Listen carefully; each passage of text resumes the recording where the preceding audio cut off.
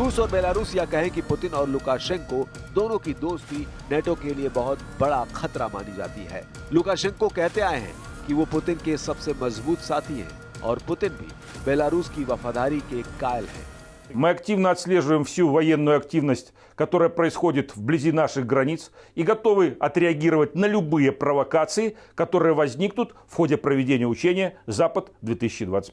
इसलिए Putin Belarus में अपना मिसाइल गोदाम बनाने के लिए तैयार हुए हैं। ऐसा गोदाम जहां पुतिन की परमाणु मिसाइल भी रखी जाएगी। वैसे इसकी तैयारी पिछले 2 सालों से चलती आ रही है। इसका बड़ा मैसेज क्या है वो समझिए। बेलारूस में मिसाइल तैनात करने से यूक्रेन के साथ 4 और देशों पर परमाणु हमले का खतरा सताने लगा है। इसमें लातविया और लिथुआनिया है, एस्टोनिया है और सबसे बड़ा डर पोलैंड को भी है।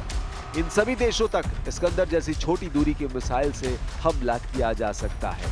यानी पुतिन ने बेलारूस में मिसाइल ट्रांसफर करके अपने कई दुश्मनों को एक साथ साधने की कोशिश की है। बेलारूस में तैनात की जाने वाली रशियन मिसाइलों में बड़ा नाम ओरेश्निक का आ रहा है। ओरेश्निक एक गैर परमाणु मिसाइल है, लेकिन पुतिन की गेम चेंजर मिसाइल कही जाती है। ओरेश्निक वो मिसाइल है जिससे पुतिन पूरे यूरोप को 20 मिनट के अंदर तबाह करने की ताकत रखते हैं। इस मिसाइल को लेकर कीव से लेकर लंदन और बर्लिन से लेकर वॉशिंगटन डीसी तक खलबली मच गई।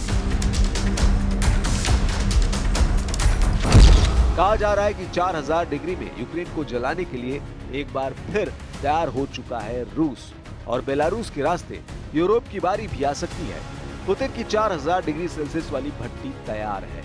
यही वजह है कि 4000 डिग्री में नेटो को जलाने का बहुत बड़ा मिशन लॉन्च हो सकता है। पुतिन की बहुत ही खतरनाक बैलिस्टिक मिसाइल 4000 डिग्री वाला हमला करती है। इसके हमले के बाद ऐसी गर्मी पैदा होती है कि सब कुछ भाप बन जाता है। पुतिन की ओरेश्निक एक परमाणु मिसाइल है, लेकिन अभी इसे एटम बम से लैस नहीं किया गया है। 21 नवंबर 2024 को यूक्रेन पर जब ये मिसाइल गिरी थी, तब इसके वॉरहेड कैसे एक के बाद एक डिप्रो शहर पर फटे। पुतिन बार-बार बता रहे हैं कि अब यूरोप की खैर नहीं। Если нужно будет, мы увидим, что требуется применение более мощного оружия средней дальности, мы, конечно, его используем. Но мы не спешим, у нас ведь это не секрет, да мы не скрываем. И я говорил, у нас пока немного этих систем орешник. Они у нас есть. И не одна система. Но мы не спешим их применять, потому что это оружие мощное, оно предназначено для решения определенных задач. यूक्रेन की फौज को घेरने वाले पुतिन अब पूरे यूरोप को मिट्टी में मिलाना चाहते हैं। यही वजह है कि नेटो ये मानकर चल रहा है कि पुतिन ने अपने परमाणु बम बेलारूस में ट्रांसफर करना शुरू कर दिया है। पुतिन अपने टैक्टिकल न्यूक्लियर वेपन 3 रास्तों के जरिए बेलारूस पहुंचा रहे हैं। पहला है हवाई रूट, यानी ट्रांसपोर्ट जेट के जरिए ये बम बेलारूस पहुंचाए जा सकते हैं। दूसरा रूट रेलवे का है, यानी ट्रैक के जरिए पुतिन अपना बम बेलारूस में रख सकते हैं। और तीसरा रास्ता सड़क के जरिए, यानी बड़े सुरक्षित ट्रक में रखकर ये बम बेलारूस पहुंचाए जा सकते हैं।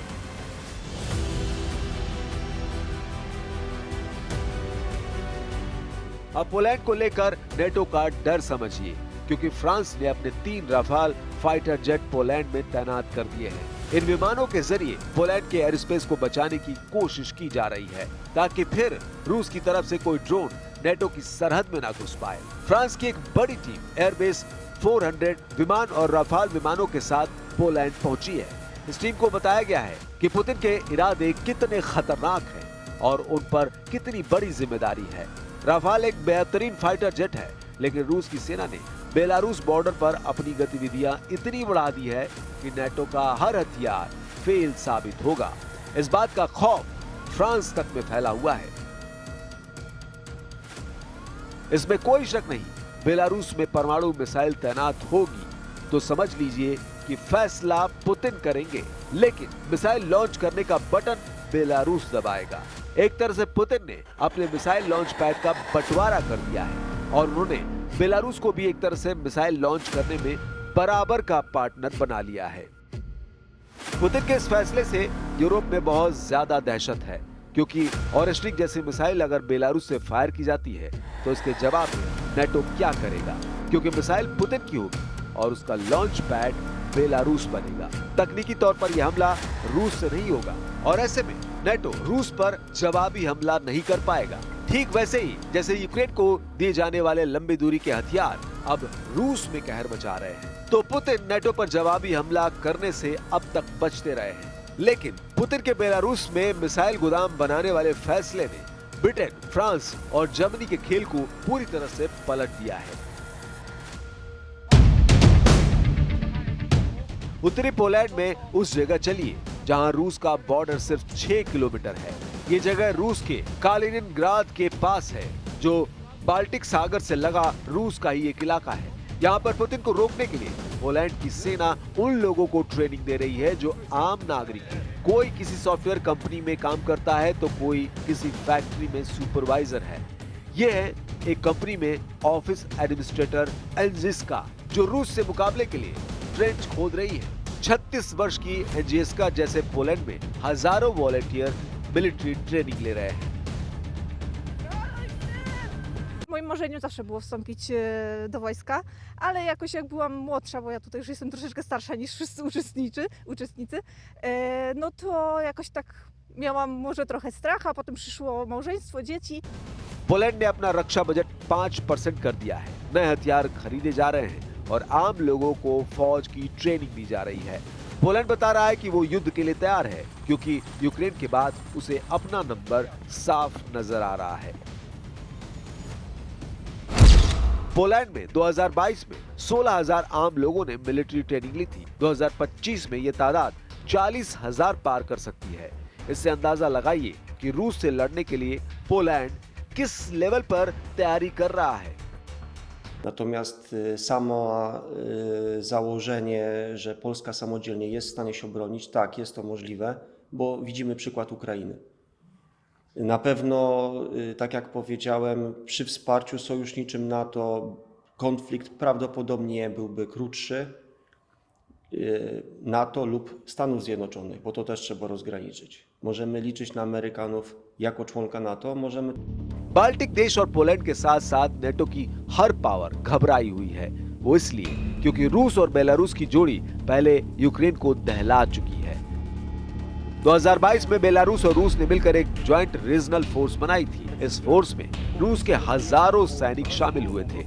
यही फोर्स मिलकर लगातार नेटो के बॉर्डर पर एक्सरसाइज करती रही है। मुश्किल भौगोलिक हालात में कैसे काम करे, इसके लिए बेलारूस और रूस की सेनाओं ने प्रैक्टिस तेज कर दी है। Сразу хочу предостеречь от лишних инсинуаций и ложных обвинений. Все мероприятия, которые мы проводим, проводятся на значительном удалении от наших южных и западных границ. Более того, наше учение не направлено против какой-то конкретной страны и стран и является мероприятием подготовки к выполнению задач по предназначению. चाहे ठंड का वक्त हो, बर्फ जमी हो या फिर बारिश के बाद दलदली जमीन पर फौज को आगे बढ़ाने का मिशन, रूस और बेलारूस की फौज ऐसे काम कर रही है जिसमें सेना 2 देशों की है, लेकिन उनका कमांडर एक है। अब सर्दी आने से पहले रोम के खतरनाक मोर्चे को ध्वस्त करने के लिए दोनों देश लगातार तैयारी कर रहे हैं।